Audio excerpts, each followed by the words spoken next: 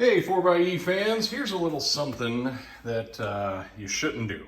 And I've done it for years, and I know I shouldn't do it. I know the reasons behind it, but I've done it for years, and I'm going to fix this issue today. And that thing you shouldn't do is run your charge cable from your EVSE to outside, out to where your vehicle is sitting charging. And the reason for that is you can pinch that cable, you can damage that cable, you can cause heat.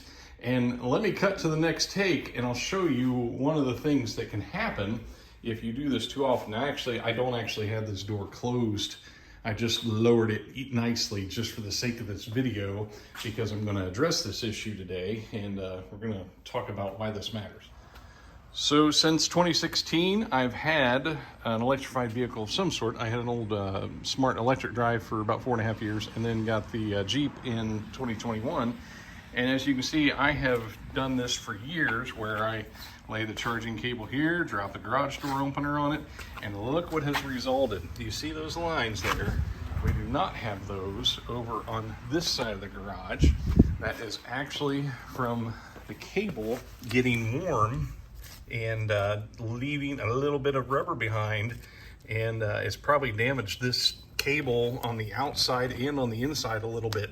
So we're going to fix that today, and we're going to do that using a cool Canadian product called Undor. And this has been out a little while, and what you do is we'll end up installing 2 of these, one on either side of the garage door, and it comes with this really cool channel. You lay your cable in there, then the garage door comes down and sits on top of this, and when you're not using it, you can close it to keep the varmints out. So really, I know it's kind of dark in my garage, but that's what it looks like right there. And you have to put in 2 of them because you don't want to be lopsided on your garage door when it comes down. Now, step 1 of the installation, if you go to the Undor website, and this is not a sponsor video or anything, I just think it's a really cool product. The first step they'll tell you to do is replace your seal with a 4-inch seal.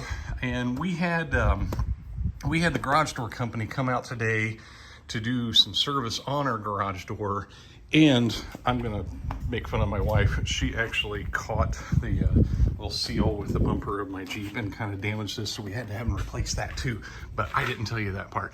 So we went ahead and had that all done, and I said, hey, while you're here, can you put in a 4-inch seal? You could do that yourself. It's not very expensive, not very hard, but it was just one of those things that they were here anyway, so I had them do it.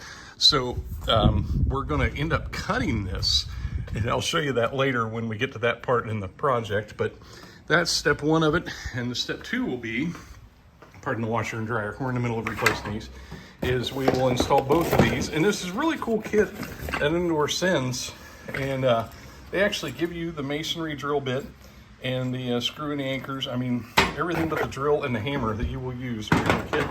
So let's get started.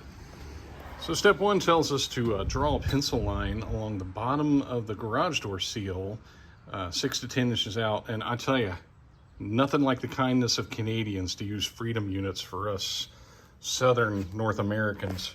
And so I've got my blue pencil marks there. And as you can see, I already have one of the Undors in place. And the way they tell us to do it in step 2 is right along the edge of the door. That way, basically what you end up with here is there's no way for critters to come sneaking in here around this thing the way they've got that all made. So we'll drill our hole and mount our first one.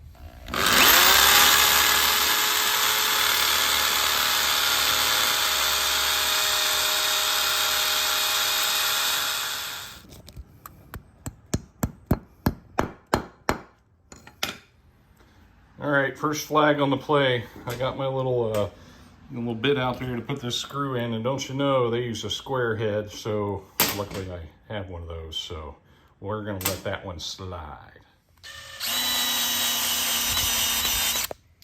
First one's done.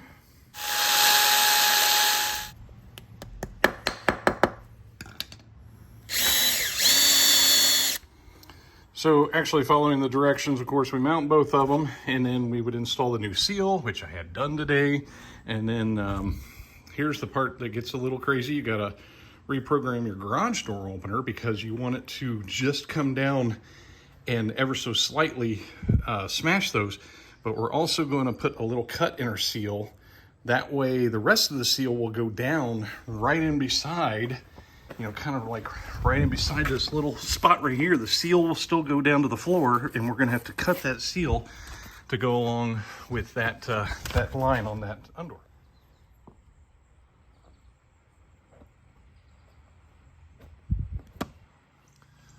So now you kind of get the idea what's going to happen here is the Undor is going to push up into that and smash it flat, and this will be allowed to continue on to the floor. So here's something what it should look like, only I found out my garage door place did not put in a 4-inch seal. They put in a 3-inch seal today.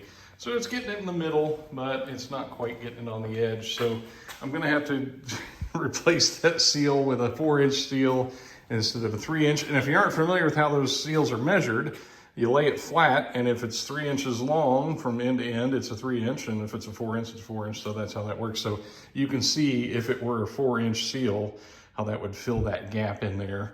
So other than that little issue, that's what it looks like.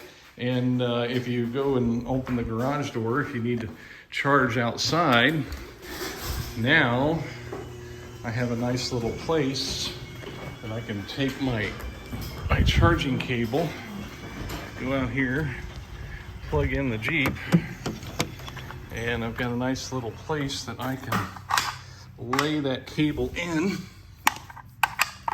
and still close the garage door, and it won't be pinching that cable the way it was before. And that's what you end up with.